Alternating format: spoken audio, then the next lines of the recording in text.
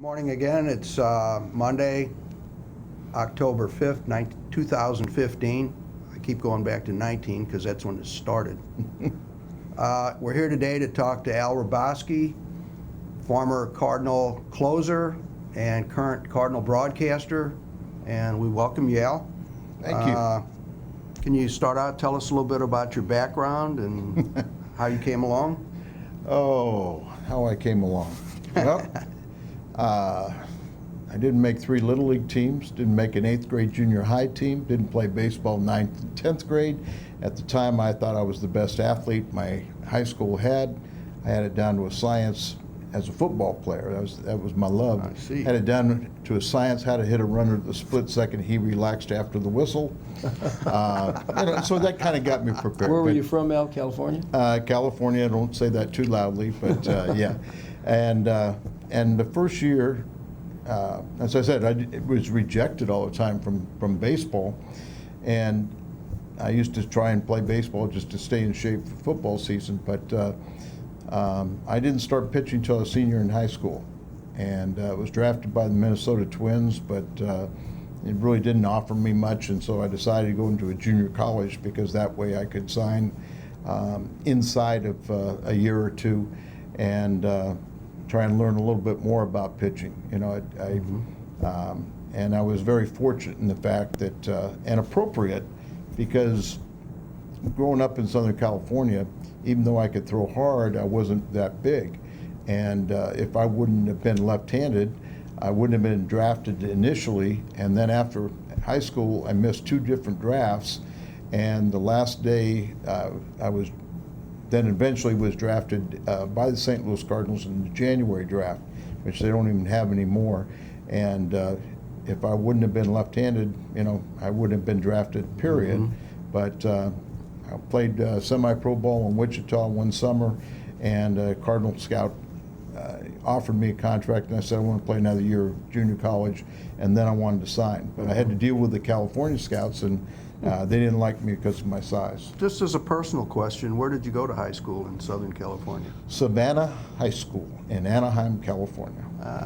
Okay. Savannah Rebels. Okay. And that was me, a rebel. So when did you actually realize that you just might have the talent and the ability to play pro ball? Well, when somebody started offering you a contract, I started getting a little more serious about it. I knew as much as I love football, I had a size limitation and probably wasn't fast enough that I could be a defensive back and wasn't big enough to really be a linebacker. So I started concentrating on baseball at that point, but didn't have a lot of schooling in it. I didn't have, I had a very herky-jerky,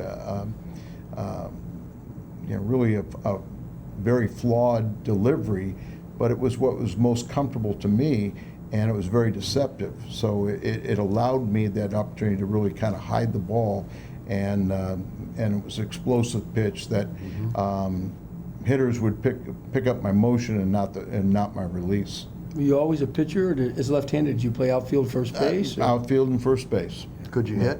I hit 406 in college. Wow. I could do those things, but everybody hit 406 back then. Yeah. I doubt that. You mentioned that you realized that being left-handed was an advantage. How do you think that being left-handed really advanced your career and made you the most successful in baseball? Well, I think it's the aspect that you look at today, but growing up in Southern California, they wanted guys that were 6'3" to 6'5". They wanted the big, tall right-hander.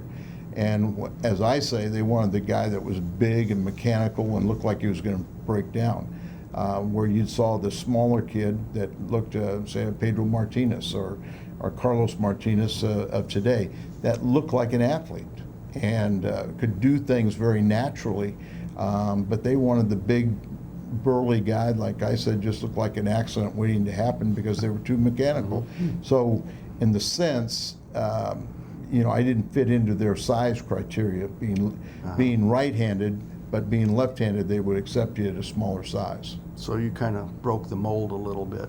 Well, I don't think I broke the mold. I just think that it being left-handed allowed me to go in that back door to where it was still acceptable if you were left-handed, but if you're right-handed, you had to be the 6'3" plus. Okay.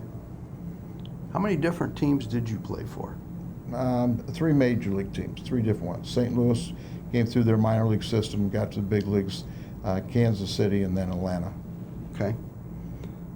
When your pitching career was over and you knew it was time to hang it up, how did you get into broadcasting?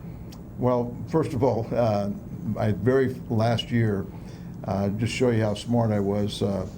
I mean, I was a one-pitch fastball pitcher, 13 years in the major leagues, and then my final year, I was trying out for the White Sox, and they asked me if I go to AAA, and I said I was working on a new pitch, so that was probably where I needed to go. But here's where I showed my intelligence, because their AAA team was in Denver, and after 13 years of being a relief pitcher and closer, I decided, well, if I need to get in shape, and the best way to do that was go to Denver and be a starter and pitch in Mile High Stadium. So it made me very quickly realize that my career was over and to get on with what was going to be my true vocation. Al, just a comment. I've lived in Denver, and I pitched batting practice for Tony Muser for the AAA Milwaukee Brewers for 2 years. And I played some senior ball there. And if you were going to Denver to maybe work on a second pitch, which might be a breaking ball, it doesn't happen in Denver because, my breaking ball when I'd go to play in Florida would be 20% more in the senior leagues. And in Denver, it just isn't breaking, so the wrong thin air, right? Well, we know Darryl Kyle and a few other great curveball pitchers found that out. Oh, but, yeah. But, the best thing about it was that, I realized my career was over, and that I could step away and say, okay, I gave it a second chance. It's not going to happen, and get on with your life. And, when I was with St. Louis, Ted Simmons and I did a radio show in the off season, a hot stove league show. But basically all I was doing was answering the telephone. And then I was given an opportunity to do the sports in the wintertime on a TV station, and made a total fool of myself 2 winters, but it got the bug to where I didn't want to get into coaching. I felt that when I started losing my fastball, I didn't have the ability to become, a breaking ball pitcher, and so I felt like I'd be hypocritical trying to teach something that I couldn't do myself. Yeah, that's a good comment. Yeah, for sure. And did you ever hurt your arm? I mean, A couple of years ago, I had a blue plate special. I had a torn rotator cuff, a torn, ruptured bicep, torn rotator cuff, and a labrum tear on my non-throwing arm. On your non-throwing arm. Figure it out, huh? Yeah. Isn't that crazy? So. So a bad arm didn't take you out of baseball? No, it never did. And apparently I've got a huge tear in my rotator cuff in my left arm, but it never bothered me, and I'm not a house painter, or I'm not reaching over my head all the time. So it's they said it's almost like a perfect circle, so there's enough stability there that it doesn't bother me. That's great to That's hear. good. Bet. Did you have any formal broadcast training, or just sort of no. natural at it? No, well, I won't say natural, because I said I made a fool of myself. But what happens in broadcasting, especially like doing games. You get hired and somebody said, "Oh, you played, you know the game." Then they tell you when they fire you, they tell you what you did wrong. But I got blackmail pitchers, and somehow they were good against Anheuser-Busch, and they're still good with our current ownership. So I have never been fired. Good. Well, I've heard enough of your games that I think you do pretty well. So. Now, how long you had the hearing problem? Oh, a long time. A long time. So, we are also in the presence of Dr. Terry Yochum, and I'd like to ask you, how and when did you meet this young fellow over here? Or I should say the old guy. Not that much older than me, but It was at was it Hunley Fantasy Camp? It was the first Cardinal fantasy camp when they combined it with the Philadelphia Phillies, and Oh my gosh. remember that? And Pete Rose showed up. The His son was disaster there. one, yeah. It was kind of the disaster camp. Yeah. My mom came with me. That was the first time, 1999. And this, yes. So it wasn't Randy Hunley. This was a guy that tried to, and we won't mention his name, but tried to emulate that and really treated the St. Louis Cardinals as the ugly stepchild and Yeah. about 5 or 6 times removed. And We were in Clearwater. we were in remember? Clearwater, and I mean, this was just a disaster. And just, I'd like to think that and Terry went to when I started doing it. You were the master of ceremonies the next year, and then you kind of got involved and really upgraded it. Yeah, The next one I came to was fabulous, and you were running it. Yeah, that's when Health Careers Foundation got involved, and we started doing it. And the Cardinals allowed us to do this on our own. But I went to the Cardinals and said, you've got this. You signed off on it. This guy out of Philadelphia. And all you're doing is making more enemies than friends. And it was a bad experience. I felt bad for all these guys because they were lied to. They'd be told they'd be reporting to camp on Sunday, and on Friday somebody would call up and say, "Now Bob Gibson and Lou Brock and Whitey Herzog going to be there." Oh yeah, they'll all be there. And there was never anything like that. Yeah, you're right. And it was just it was just done very, very cheaply, and as I said, the Cardinals were like an afterthought. So I was very proud when we did it in St. Louis, and then now how much it's evolved with the Cardinals have taken it in-house. I think it's just as good as there is in the camp, and I think we've made a lot of friends, and Terry's one of them, because I remember Terry from that camp, and several of the other guys that were on that team that went along as were great baseball fans and partial to the Cardinals. And we always, I'd go out there and I'd see these guys just torture their body, and I go, "Why will you do this?" And it's just like, because back then it was a week-long camp, and after 3 days they couldn't walk, and they're trying to do these things. But I always felt that there were people like Terry that maybe didn't have quite the physical skills, but they had all the desire in the world. That if they had a little bit more, they would have been great teammates. Should have been left-handed. That was my problem, Al. Always thought I should have been left-handed. I don't know. Yeah, maybe. Well, now that you've been to a number of fantasy camps with Terry, and you've seen him perform on and off the field, and heard many of his orations, what's your honest impression of Terry and his passion for the game of baseball? Well, I think the passion is up there with anybody. He loves this game. You can tell that. He loves to talk about what he once could do, which a lot of us could do those things, but we don't talk about them anymore. But yet he's also, still has the guts to go out there and try and do it, where we're smart enough to say it's over.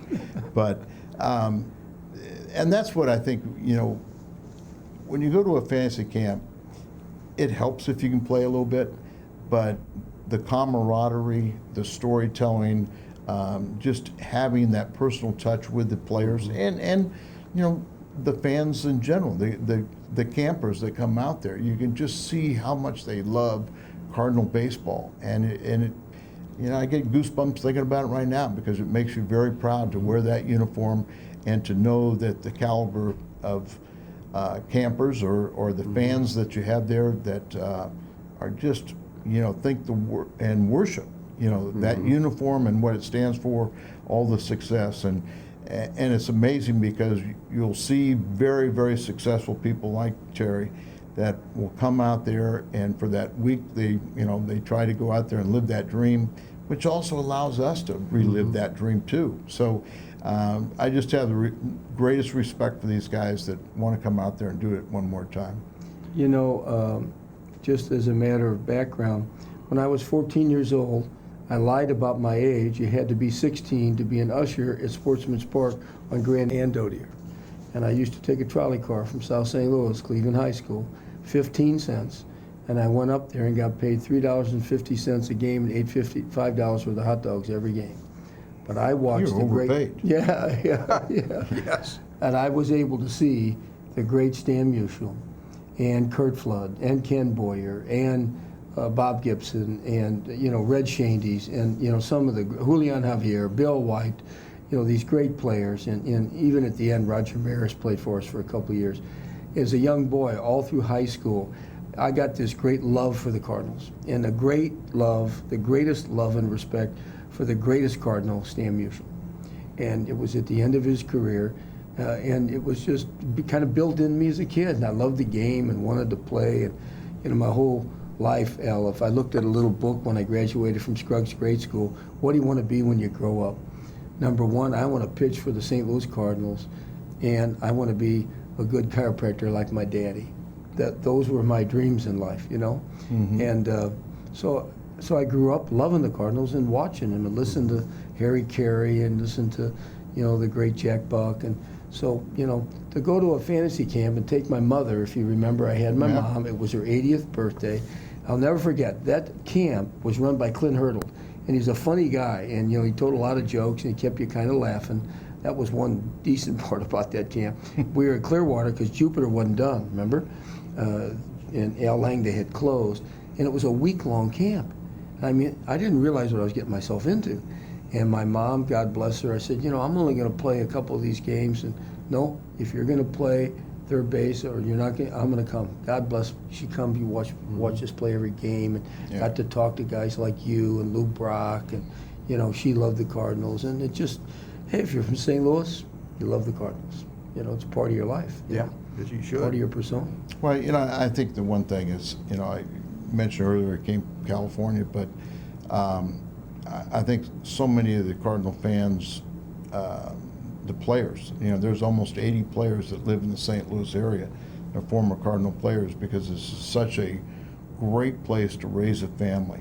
And the players have been treated so well by the fans that so many guys want to make their homes here, and it can take advantage of wearing the Cardinal uniform and help get jobs outside of the game.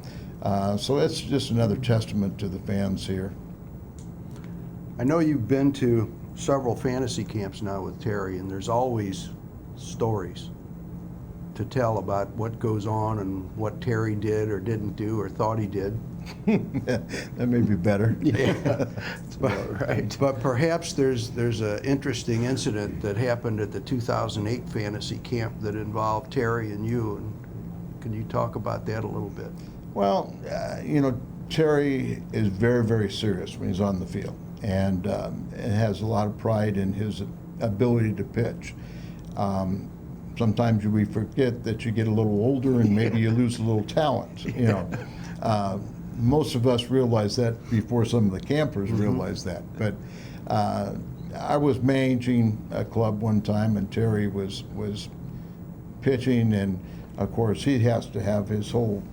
Most major leaguers will take 10 to 15 minutes to warm up. Well, Terry needs about an hour and a half to warm up, but we're on It's a old, schedule. Al. The arm's old. Yeah, it's dead. Dead and gone. Yeah, but he needed all this time to warm up, and he, was, and we're trying to go. Come on, we got the game to go.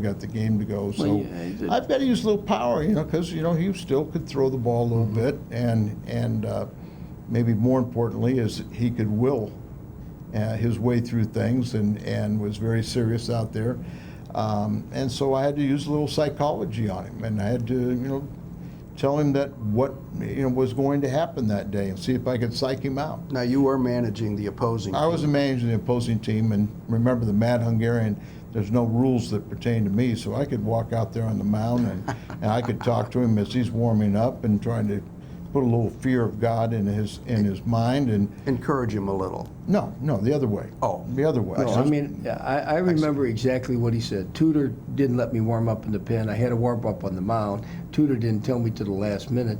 So I'm on the daggone mound warming up, and I took a long time because the hose is old, right?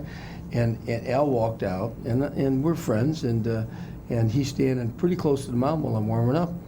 And he's standing there like he used to stand when you go behind a daggone mountain and he pound them things. And he's standing there like this, and I kind of feel his presence. And the next thing I heard you say is, you're too old. You're old. Then he didn't say nothing else. And I'm still throwing a little bit. And then he said, this isn't going to be pretty. And then I'm throwing, and then he said, and don't take any of it personal, because we're going to knock the hell out of you today. And I'm trying to get into this game. And how'd that work out for you?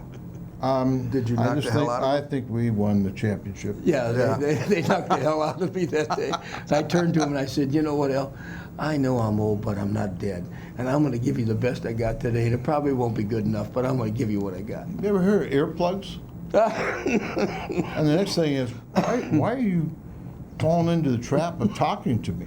I shouldn't have. You should have used that as motivation to, show me that you were better than my managerial ability. Yeah, I beat you and didn't have a bat in my hand. that's exactly right. That's exactly right. You got Part it. of baseball too. Yeah. Yeah. Well, Terry's, if nothing else, Terry is somewhat predictable. The Mad Hungarian got me that day. Those guys were a little bit better, but Well, having We observed had Terry in the, shall we say, twilight of his career, and you've seen what he could do at the age of 80? 60 on, well, he's not quite 80 yet, even though he looks Not? like it, but not yet. Man, Anyway. if my hair got that white, I'd put some dye in it or something. Yeah. you've seen And enough of Talking him. about hair, I don't have any. you spent 20 minutes combing it and then forgot to bring it. It's his sister's fault. His sister used to Come on, cut. this is a clean show. Be careful now. His sister used to cut my hair, and I had a little bit left up here, and it looked kind of like Clarabelle, the little tough stick. Mm-hmm. And she advised me to just shave it off and don't worry about it. So that's what I've been doing for about 10 years now. Okay. It's his sister's fault. Freddie was the best man at my wedding. We played baseball together. He was a pitcher too. And we both loved the game and loved the Cardinals, no question. I loved watching Now, you was pitch. Freddie left-handed? No, well, yeah, I write left-handed, but I threw a ball right-handed. What went I wrong? was- Phil? And it seems like Freddie's been able to go on in life and be productive. And I'm stuck. And then there's some people still, Stuck. I wish I was left-handed. Yeah. I played baseball the way I play golf. I have a lot of loft. L-O-F-T. Yeah, I know. I Lack got of it. talent. I wasn't quite the superstar Terry was. Well, I won't say that Terry lacks talent, but I think his greatest attribute is that he still has the passion, the love for the game, and still goes out there and tries to defy Mother Nature and Yeah. the old age factor. But you look at a lot of these guys like Terry, and you just say, if they had more talent, what could they have been? Because they have one of the biggest, the love of the game, the passion, the work ethic. They're going to find a way to get the job done if they just had a little bit more talent. Do you- And the best thing I can say about Terry is, and a lot of these guys that have been so successful, is that, and I know he's so accomplished outside of baseball, that sometimes you would just say, isn't that enough? That we can really respect you for what you've done outside of the game. Hopefully you respect what we did inside the game, but by the same token, allow us to know that you're winners and that we believe that you guys, if you had more ability, you could have been right there equal with us because of your desire, your dedication, what you've done to make yourself successful in other areas. I've often said, Al, that keeping baseball alive in my life, pitching in the senior league, I umpire in Denver, being around the games kind of kept me young a little bit, and coming down to the camps, I'll train hard for a few months ahead of time, and it's given me some motivation to try to stay in shape and come down and see you guys. Playing is one thing, but just being with you is another, because you guys, we have such respect, looked up to these guys who had an ability beyond what we had. I mean, I've always said that I think baseball has had a much stronger grip on my life than I ever had a grip on a baseball I ever threw in my entire life. Well, you don't want to hold it that tight. But along those lines, Red Cheney, who's a dear friend of both of ours, he's in his early 90s, 93 now. And Red still dresses out. 70 years that he's put on that Cardinal uniform and dresses out, virtually every day here in St. Louis, walks around during batting practice, and then we'll go change and go sit with the general manager. But Red has always said that the key to longevity and keep him youthful is hanging around younger people. So don't ever lose that dream of what baseball means to you, because it gives you that outlet to keep you young and to keep that spirit going. And the other thing too, I was lucky enough to meet Whitey Herzog. I was lucky enough for him to entrust his son to me, Jim. He became a patient of mine. And then I got able to get to know Whitey even better as a friend. And for me, it's like been a dream come true. I could get a little closer to you guys because I became friends with Whitey through chiropractic, and he had a lot of respect for my profession. I know you've been treated by Bill Draghi over the years, and you've seen chiropractors, and you've had some respect for... No, I don't trust Draghi. You don't trust Draghi? No. You trust me, though? Yes. You let me work on you. I've worked on you a few times. When you had but some Draghi, trouble. no. I played with Billy at CBC. So, that's always meant a lot to me. And baseball is a great game. I mean, it's a game you learn how to win, you learn how to lose, you learn how to get up and go work hard so that you could maybe win the next time. And I took that spirit, Al, from baseball into my career in chiropractic. That's all I've done. I've just pitched chiropractic now instead of baseball. And it was that spirit, that camaraderie that you talked about that was a good part of your life. It inspired me to become successful in my career. Failing wasn't acceptable. Well, and I think that's what it's all about, is what you can learn through athletics. Is you can take that, it's a child's game. And sometimes it's important to remember that. But, pride in the uniform, self-discipline, all the different things that are going to take you and make you successful on the field will take you outside of the game of baseball and make you successful in life. And I think that's the most important thing that baseball has given you. There's no question about it. It really has given me that drive to want to, success in life is not by chance. Success in life is by choice. Either you choose to work hard, choose to be successful, and if you're going to work hard, you work hard. My dad used to say, he was a chiropractor here in South St. Louis, Ken Yochum, there's only two ways you can live your life, Al. You can either make dust or eat dust. There's nothing in the middle. Yeah. And I remember I that. just wanted to make dust and be the best I could be, and I took that drive from baseball into my life and my career, and it served me well. And when I got it was chiropractic that allowed me to get back kind of into baseball. Tony Muser hurt his back. I treated him. Long story. He wouldn't. I wouldn't take any payment from him. He said, "What could I do for you?" I said, "Let me pitch batting practice." Are you sure you want to do that at Mile High Stadium? I was 44 years old. Long story, I pitched batting practice against Jaha. Cal Eldred was on that team. And somebody saw me, told me about the senior league. I got started playing again. And then I hear about the fantasy thing. That's kind of all happened. And I'm actually still playing in the senior league in the 50 and over. And, you said something at this last camp. I brought my son for the first time, my son Philip. And he hadn't played since he was 15 in high school. He's 31. And I pitched 4 innings at this last camp. My son was playing first base. I'll never forget it, Al. The comment you made just meant the world to me. Phil was playing first base, had one of your McClellan, I think it was, the reliever playing shortstop.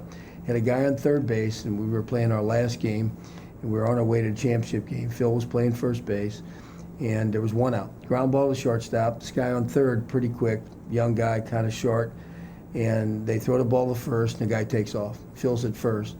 And he caught that ball, turned and threw a strike. I mean, right, and Phil didn't always throw strikes, trust me. He threw that ball right on the plate, backdoor double play. I was so proud of him, because his career in baseball was nowhere near what mine was, okay? And I was so happy for my son, okay? And there was Al Hrabosky and Whitey Herzog come over to see if I could still pitch. And it ain't as good as it was 10, 15 years ago, but at least I'm trying. And Al stood up and said, "Hey, Yochum, you better step aside, Doc. Here comes the young one. Nice play, son."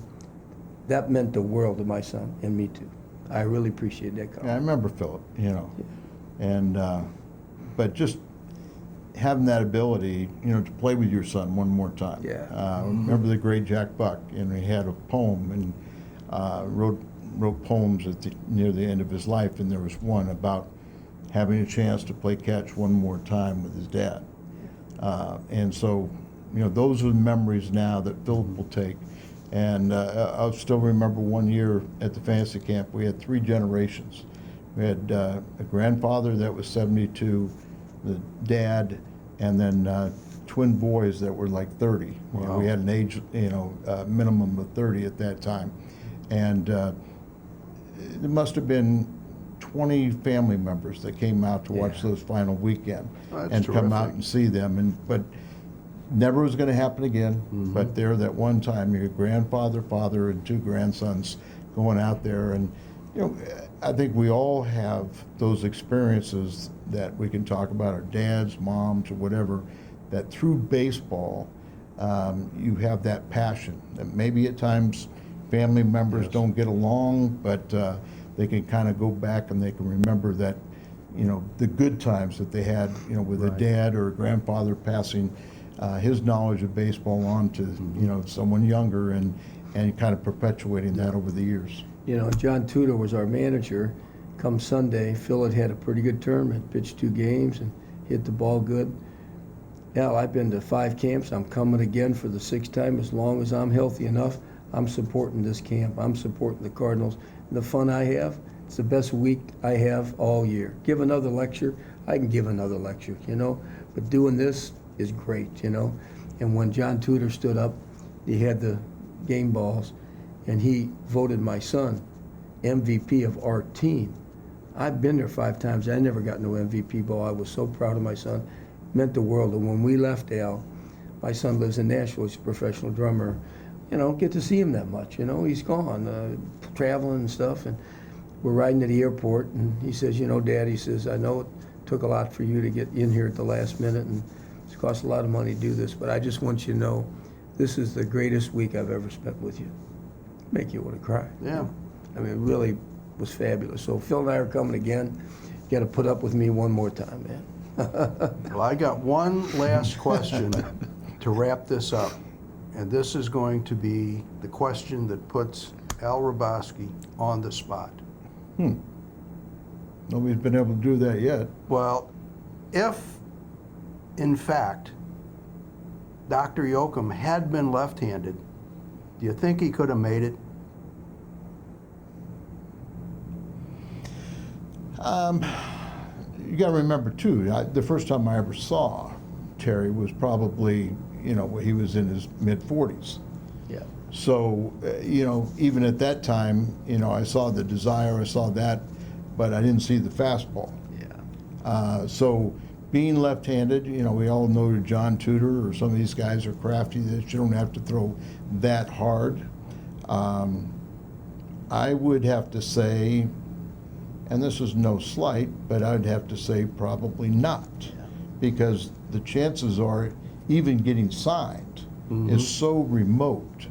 But I know one thing, that if he was ever signed, he would have given his absolute best and would have done everything in his power to get himself to the major leagues. I also am a firm believer that you have to have somebody in your corner that likes you more than the people that dislike you. So, it's not always, I've seen kids that I thought had as much talent as me or even more. But the one thing that I felt like I had was I had this desire to be a major leaguer and not just a professional baseball player. Terry had that type of desire.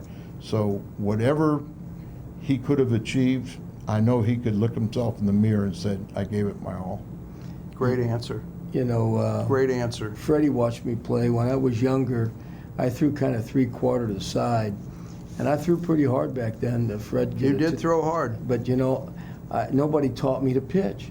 So my curveball was a slur, and it was flat. It didn't curve. And it just didn't have the good curveball. And I had 2 guys on my high school team who signed with the Cardinals. Both of them played minor league ball. The Mets tried to sign me my freshman year. I pitched for Joe Yules at Cape at SEMO, and they offered me $5,000 to sign. And my dad said to me, some prophetically similar things to what you said. Son, there's 4 reasons why I'm not going to let you sign 1966. Number 1, I'm a chiropractor and I don't have any political pull, and you got to have some friends on the inside, and I don't have any in baseball. Number 2, it ain't enough money. And then I told my dad, I'd pay to play. They don't need to pay. $5,000 doesn't mean anything to me. Number 3, you know what? You're not big enough, okay? I said, Dad, I'm 6 foot. You know, I'm about 185, 190. I think that's big enough. Well, you're not big enough. Maybe back then it was big enough, but you even alluded to you. Yeah. Your size hurts you. Right. And I was even taller than you were. Yeah. But, you know, I wasn't left-handed. And then my father turned to me and he says, son, and it's really, really clear. If you're going to go anywhere in baseball, it won't be at third base because you can't hit. And watching you runs like a rain delay, you're a pitcher. And you aren't left-handed, son. And I'll be doggone if I'm going to let you sign. And in the book, Al, I have in a chapter where I talk about that, a guy that went to high school with Fred and I, went to Vietnam. 3 weeks before he's supposed to come home, Ronnie Bazikas got killed in Vietnam. He was a Green Beret from our high school. I've touched his name on the wall, okay? And I think my dad was afraid if there wasn't enough money invested in me, they weren't going to push me a little bit, he didn't want his son to get killed in Vietnam. And I'll be honest with you, Al, if I'd have been left-handed, I think they might have given me a little more money. They gave Kinney and Saborn more money than the Mets offered me. But you know what, Al? I don't think I'd have got there. I don't think I'd have been good enough, but maybe my dad would have let me go, and I would have had the experience. And to get my name in the book, I'd like to have had my name in the book as a professional ball player, too. Even minor leagues, you know. Well, I think you got your name on a better book now. Yeah, that's what I was thinking. I was going to say, if all you want is get your name in a book, I think you've accomplished that. Well, And I think you've accomplished a lot more than what you said. You know, you didn't threw hard, but not that hard. You have a slurve. You can't run. That's right. You can't do these things and everything else. So I think through your love of sports, it helped motivate you to be the successful person that you are today. And I'm telling you what, there's a whole bunch of Major League Baseball players wish they could trade places with you. well, you're really kind. And the last chapter of the book, Al, I'm just writing it now. The book will be out early next year. I've entitled the last chapter, I Should Have Been Left-Handed, but Maybe Not. Because I really do believe I don't have any regrets. The ability that I can still play at 68 or 69 years old is pretty fantastic, that my arm is enough that I can still throw a few gravity pitches up there and still love the game and not make a fool of myself. But, you know, I'm not fooling myself. I don't think I had the ability, but I certainly had the desire. But I don't have any regrets, Al. You know, I'd like to have been left-handed. I really believe that, you know, writing this book touching the world of thousands of doctors and patients, right?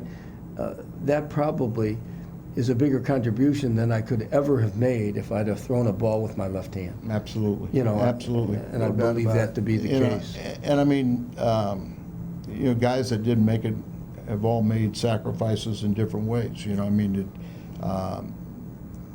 you know, through baseball and, you know, some of my activities and extracurricular baseball fights, you know, I've ended up having 7 spine surgeries. I got 6 fusions in my neck. I've got triple fusion in my lower back. And, you know, those were the price that I had to pay for doing what I loved to do. And I wouldn't trade it for anything. But that's the most important thing you take away, Terry, is that through your passion of sports, you can still do it. You can still do it, you know, in the fantasy camps and whether you want to play in the seniors league and everything else. But what you've done with your life and gone on and accomplished such great things, and then a mentor to so many radiologists and chiropractics, you know, that is much more meaningful than saying that you were a major leaguer for 1 pitch or 1 win. You know, that's what I said. There's 1,000 major league players that would trade their life for yours. Well, you know, you do agree, though. You see That you a could lot. have made it? No. No, you do agree, though, because I'll sit and watch these games, and even in my senior league where I'm playing against guys, and you get on an all-star team. Can you believe next month, Al, I'm going and have been invited to manage a 65 and over team in the Roy Hobbs World Series. They've invited me to manage the team and pitch a little bit in the 65 and over. And even there, Al, I'm sure you see it in the big leagues. I see it in the senior league. I see some guys there that if they were right-handed, they never would have got there. They never could still be playing. And you know what? They're able to hang on because they're left-handed and they can get them good left-handed guys out. And I sit there saying to myself, doggone, if I'd have just been left-handed, I might have had a whacker. Maybe you should think of yourself as the left-hander of radiology. Well, I'm just thinking, he's talking about these guys still being able to hang on. I was left-handed, and you always say that if you're left-handed and got a heartbeat, you got a breaking ball and a heartbeat, you can pitch forever. I guess I proved that I don't have a heartbeat. Apparently. Well, it's a great comment. I'd like to conclude by thanking Al for giving us his time. It's valuable. The Cardinals are going into the playoffs at the end of the week. He does a great job. He's been a good friend. He's allowed me to come up a couple of times to sit behind him and watch him do his thing. And we're raising some money for the sale of the book. The book will be out. We're going to have money go to the Whitey Herzog Foundation and also go to the Mitochondrial Foundation for the disease that's disabled my lovely daughter, Kimberly. And I know you support that cause. I know you're a great believer in Whitey Herzog. And Absolutely. anything Whitey Herzog does is always done first class. And I know he has the world of respect for you. He actually supported you early in your career. Is that right, Oh, Herzog? Very much so. Whitey was very instrumental in solidifying my position with the Cardinals, a team that I signed with and came up through their ranks. But I've always considered Whitey a great friend, and I guess I can tell you this now because Whitey and I were holding this secret back, but we've been contacted by the Washington Nationals. They fired Matt Williams today, and Whitey and I are going out to see you manage that 65 and over team because the Nationals are interested to see if you can be their manager. We don't think you're going to make it, But we'll give it a shot. but we'll give it a shot. Yeah. God bless you. It's Yeah, they want a lefty. if you would have been left-handed, it would have been, it was secure. It's a it'd have been a cinch, right? Yeah. Yeah, shoe in. Well, Al, you are a first-class guy. You always have been, and you got the Cardinal spirit. And to help us out to promote Whitey's Foundation is fantastic. You were a great Cardinal player. You were left-handed, and let me tell you, you willed those guys. I tell you, your fastball. Those guys are swinging at white paint behind your fastball, and those lefties never wanted no part of you, buddy. Big time. Nope, that's for sure. Al, thank you very much. Thank you, Fred. Thanks for doing this. Security? Security. That was great, Al. I really appreciate that.